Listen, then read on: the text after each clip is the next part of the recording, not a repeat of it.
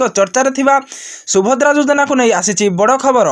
सुभद्रा योजना कार्यकारी करने को घोषणा होइथिले मध्य एसओपी आसी नथिया कारण सुभद्रा योजना लाभ केउ माने पाइबे एवं केमिति आवेदन करिवे ताहा जणा पड़ी नथिला। तेबे आज एही समस्या दूर होईछि। शुक्रवार मुख्यमंत्री मोहन चरण माझी विधानसभा एही योजना को नहीं बड़ घोषणा करिसेंती। गतकाली बसिथिबा कैबिनेट बैठक सुभद्रा योजना एसओपी की अनुमोदन प्रदान करिवा परे आज विधानसभा यार नियमावली घोषणा करिसेंती मुख्यमंत्री। 21 वर्ष रु 60 वर्ष रु कम बयस मध्य महिला को मिलिबो सुभद्रा योजना टंका।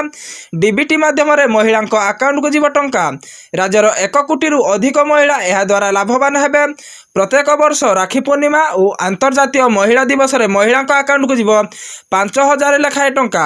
एपरी वर्ष को 10,000 करी 5 वर्ष रे महिला अकाउंट को मोट 50,000 टंका जीव। तेबे जानतु केमिति करिवे आवेदन। सुभद्रा योजना रे अंतर्भुक्त हेबा पई महिला माने अंगनवाड़ी केंद्र, ब्लॉक कार्यालय, मो सेवा केंद्र, जनसेवा केंद्र इत्यादि रे मागणारे उपलब्ध फॉर्म पूरण करी आवेदन करि परिबे।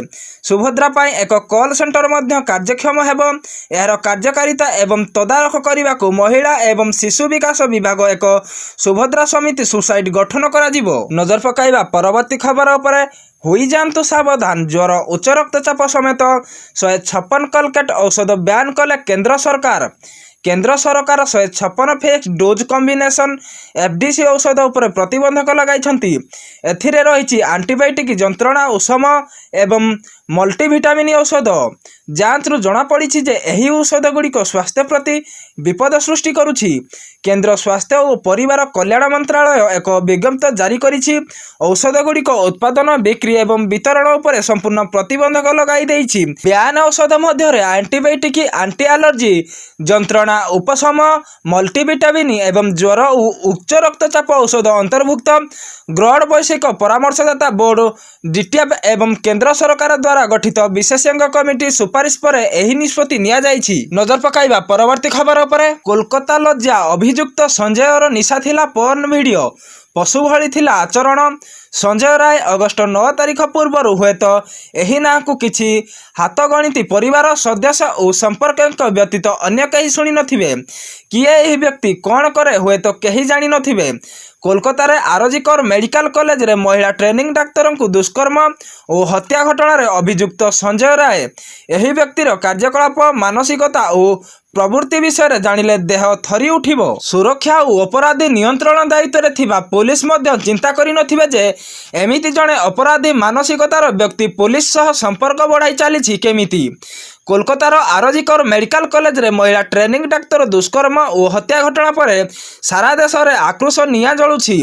पीड़िता को न्याय दाबी और दोषी को कठोर दंड दाबी रे सबुठी प्रतिवाद आंदोलन। देश में साधारण नागरिकटीए ठारू आरंभ करी सुप्रीम कोर्टर विचारपति पर्यंत समस्ते उद्वेग प्रकाश करिसेंती। एही चर्चित घटना रे तदंत एबे सीबीआई हाथ रे। तेबे तदंत समय रे अभियुक्त संजय राय विषय जहाँ जना पड़ी ता समस्त को आश्चर्य करिछि।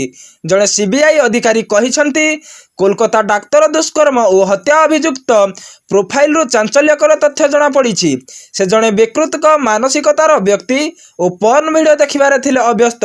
चलंतु नजर पकाइबा परवर्ती खबर उपरे। महिला को डीलर कहउछंती शारीरिक संपर्क रखिले मिलिबो राशन, नहले काटी दिया जीवो राशन कार्ड रु ना।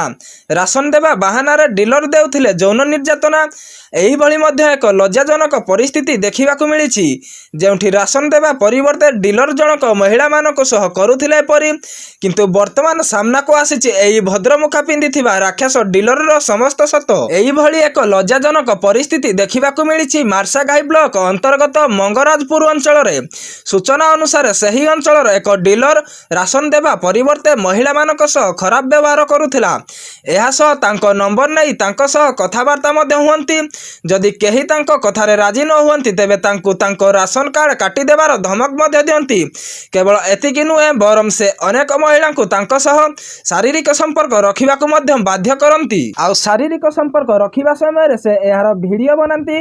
सही वीडियो को वायरल करी देबार भय देखाई महिला मानक सह से तांको इच्छा अनुसार शारीरिक संपर्क रखि थांती।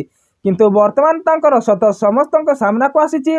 हेले एते सबु परे भी स्थानीय प्रशासन तांको विरुद्ध रे कोनोसी भी କାର୍ଯ୍ୟାନୁଷ୍ଠାନ ଗ୍ରହଣ କରିନାହିଁ। ଚାଲନ୍ତୁ ନଜର ପକାଇବା ପରବର୍ତ୍ତୀ ଖବର ଉପରେ। ପ୍ରଧାନମନ୍ତ୍ରୀଙ୍କ ଦ୍ୱାରା ଜାରି ହେଲା ନୂଆ ଯୋଜନା, ଏଣିକି ଆପଣଙ୍କୁ ବି ମିଳିବ ପକ୍କା ଘର। ପ୍ରଧାନମନ୍ତ୍ରୀଙ୍କ ଦ୍ୱାରା ଜାରି ହୋଇଥିବା ନୂଆ ଯୋଜନା, ଏହି ଯୋଜନା ମାଧ୍ୟମରେ ଏଣିକି ସମସ୍ତଙ୍କୁ ମିଳିବ ପକ୍କା ଘର। 2024 ସାଧାରଣ ନିର୍ବାଚନ ଜିତିବା ପରେ ପ୍ରଧାନମନ୍ତ୍ରୀ ନରେନ୍ଦ୍ର ମୋଦି ପ୍ରଥମ କ୍ୟାବିନେଟ୍ ବୈଠକରେ ଏହି ଯୋଜନା ଅନୁମୋଦନ କରିଛନ୍ତି। ତେବେ ଜାଣନ୍ତୁ କ'ଣ ରହିଛି ଏହି ଯୋଜନା। ପ୍ରଧାନମନ୍ତ୍ରୀ ଆବାସ ଯୋଜନା, ଏହି ଯୋଜନା ଅନୁସାରେ ଆପଣଙ୍କୁ ପକ୍କା ଘର ମିଳିପାରେ। ତେବେ ଏହି ଯୋଜନାର ମୂଳ ଲକ୍ଷ୍ୟ ହେଉଛି ଦେଶର ଯେପରି କୌଣସି ବି ବ୍ୟକ୍ତି ବେଘର ନ ହୁଅନ୍ତି। ତେବେ ପ୍ରାୟ 9 ବର୍ଷ ପୂର୍ବେ ଅର୍ଥାତ୍ 2015 ଜୁନରେ ଏହି ଯୋଜନା ଆରମ୍ଭ କରାଯାଇଥିଲା। ଉଭୟ ଗ୍ରାମ ଏବଂ ସହରରେ ଏହି ଯୋଜନା ଉପଲବ୍ଧ ଅଟେ। ଗ୍ରାମରେ ଏହି ଯୋଜନାକୁ ପ୍ରଧାନମନ୍ତ୍ରୀ ଆବାସ ଯୋଜନା ଗ୍ରାମୀଣ କୁହାଯାଉଥିବା ବେଳେ ସହର ସ୍ତରରେ ଏହାକୁ ପ୍ରଧାନମନ୍ତ୍ରୀ ଆବାସ ଯୋଜନା ସହରାଞ୍ଚଳ ବୋଲି କୁହାଯାଉଛି। ସୂଚନା ଅନୁସାରେ ଏହି 9 ବର୍ଷ ମଧ୍ୟରେ ଉଭୟ ଗ୍ରାମ ଓ ସହର ସ୍ତରରେ ପ୍ରାୟତଃ 1 କୋଟିରୁ ଉର୍ଦ୍ଧ୍ୱ ଘର ବଣ୍ଟାଯାଇଛି। ତେବେ ଆପଣ ବି ଚାହିଁଲେ ଏଥିପାଇଁ ଆବେଦନ କରିପାରିବେ।